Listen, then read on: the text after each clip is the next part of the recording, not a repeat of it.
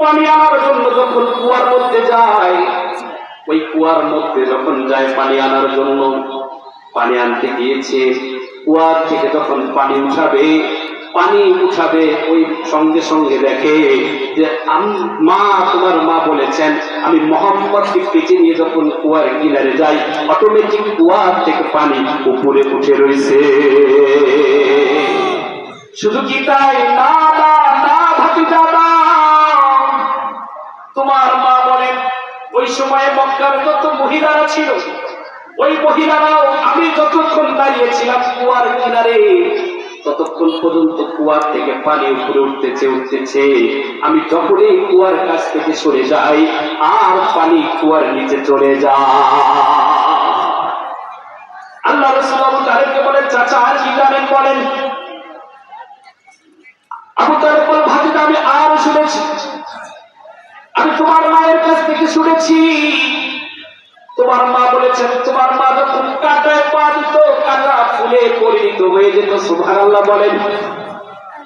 আবু তালেব বলে, ভাতিজা আমি আরো কিছু শুনেছি, তোমার মা বলেছেন আমি যখন স্বপ্নে ঘুমিয়ে যাই, যখন বিছানায় ঘুমাই, স্বপ্নের মধ্যে খাদিজা, আয়েশা এরকম জান্নাতি নারীরা আমাকে সালাম দিয়ে যায়, আসিয়া আমাকে সালাম জানায়।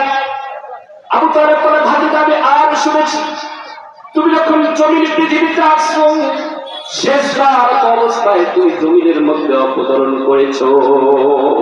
মুসলমান ভাইরা আমার, আমি এই কথা বললাম এই জন্য, আমরা আজকে আল্লাহর আশিক রাসূল দাবি করি, যেটা কোরআন ও হাদিসের মধ্যে নাই, কিতাবের মধ্যে যেগুলো কাজ নাই, আমরা সেইগুলো কাজ দিয়ে আমরা মুসলমান ব্যস্ত থাকি। আমরা মিজা সুন্নত পালন করি, কিন্তু জিহাদে যাও একটা সুন্নত, এই সুন্নতটা আমরা মুসলমান পালন করি না। সুন্নাত নয় শুধু দাওয়াতের মেহমান, সুন্নাত নয় শুধু খাওয়া শেষে মধুপান, আর কিছু সুন্নাত আছে তুমি জানো কি? জানলেও জীবনে কখনো তা মানো কি? সুন্নাত নয় শুধু নির্জন ধ্যানে যাওয়া, আর সুন্নাত হলো কাজে হাতে চলে যাওয়া। কিন্তু মুসলমান আজকে মিজা সুন্নত পালন করি, কিন্তু সুন্নত যারও আছে আমরা মানি না। এজন্য বলতে চাই মুসলমান, আমরা আখিরি জামানার নবীর পয়গম্বরের উম্মত, এই উম্মতের অনেক দাম, অনেক সম্মান, অনেক ইজ্জত আল্লাহ দিয়েছেন। শুধু কি তাই না, আমি পরিষ্কার করে একটি কথা আপনাদেরকে বলতে চাই, আল্লাহ রাসূল সাল্লাল্লাহু আলাইহি ওয়াসাল্লাম যখন পৃথিবীতে আগমন করেছেন, যখন ইসলামের দাওয়াত দিয়েছেন, কোরআনের দাওয়াত যখন ময়দানে দিয়েছেন, ঠিক ওই সময়ও আল্লাহ রাসূলের শরীর থেকে এই ইসলামের জন্য, ইসলামের দ্বীন প্রতিষ্ঠা স্থাপন করার জন্য আল্লাহ রাসূল সেই সময়ও কায়ফার ময়দানে আল্লাহ রাসূল তার শরীরের কাটা রক্ত জমিনের মধ্যে ঢেলে দিয়েছেন। কথা বলেন ঠিক কিনা? মুসলমান, আমি বলতে চাই, এই ইসলামের জন্য সর্বপ্রথম আমার রাসূল কায়ফার ময়দানে রক্ত দিয়েছেন। এই ইসলামের জন্য হোসেন রাদিয়াল্লাহু তাআলা আনহুকে কারবালার প্রান্তে শাহাদাত বরণ করতে হয়েছে। এই ইসলামের জন্য ইমাম আহমদ ইবনে হাম্বল রাহমাতুল্লাহ আলাইহিকে দুর্বার আঘাত খেতে হয়েছে। এই ইসলামের জন্য সম্রাট আকবরের বিরুদ্ধে মুজাদ্দিদ আল-বিসারিকে মোকাবেলা করতে হয়েছে। এই ইসলামের জন্য শাহ ওলিউল্লাহ দেহলভী রাহমাতুল্লাহ আলাইহিকে মোকাবেলা করতে হয়েছে।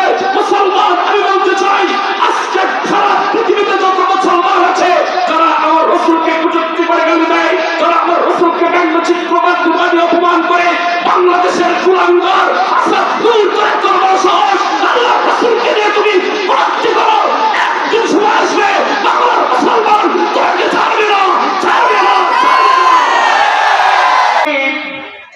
তোমার মা যখন তোমাকে পেটে ধারণ করে পানি আনার জন্য যখন কুয়ার মধ্যে যায়, ওই কুয়ার মধ্যে যখন যায় পানি আনার জন্য, পানি আনতে গিয়েছে, কুয়ার থেকে যখন পানি পানি উঠাবে, ওই সঙ্গে সঙ্গে দেখে যে মা, তোমার মা বলেছেন আমি মোহাম্মদকে পেটে নিয়ে যখন কুয়ার কিনারে যাই, অটোমেটিক কুয়ার থেকে পানি উপরে উঠে রয়েছে।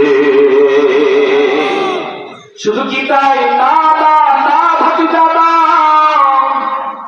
তোমার মা বলেন ওই সময়ে মক্কার যত মহিলারা ছিল, ওই মহিলারাও আমি যতক্ষণ দাঁড়িয়েছিলাম কুয়ার কিনারে, ততক্ষণ পর্যন্ত কুয়ার থেকে পানি উপরে উঠতেছে উঠতেছে। আমি যখনই কুয়ার কাছ থেকে সরে যাই, আর পানি কুয়ার নিচে চলে যায়। আল্লাহ রাসূল আবু তালেবকে বলেন, চাচা আর কি জানেন বলেন?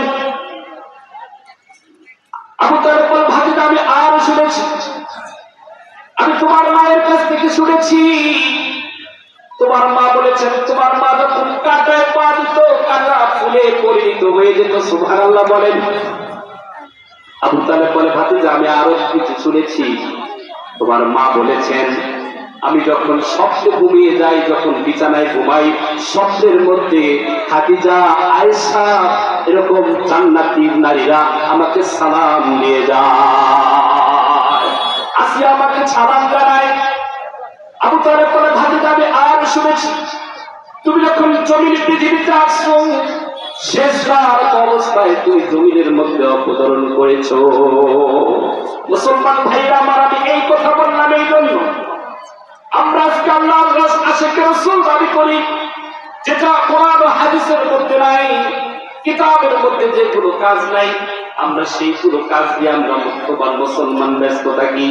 আমরা মিজা সুন্নত পালন করি, কিন্তু জিহাদে যাও একটা সুন্নত, এই সুন্নতটা আমরা মুসলমান পালন করি না।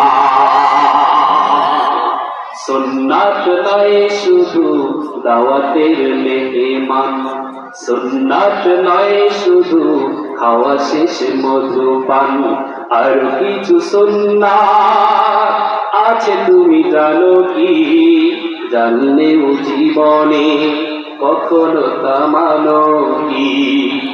সুন্নাত নয় শুধু নির্জন ধ্যানে যাওয়া, আর সুন্নাত হলো কাছে হাতে চলে যাওয়া।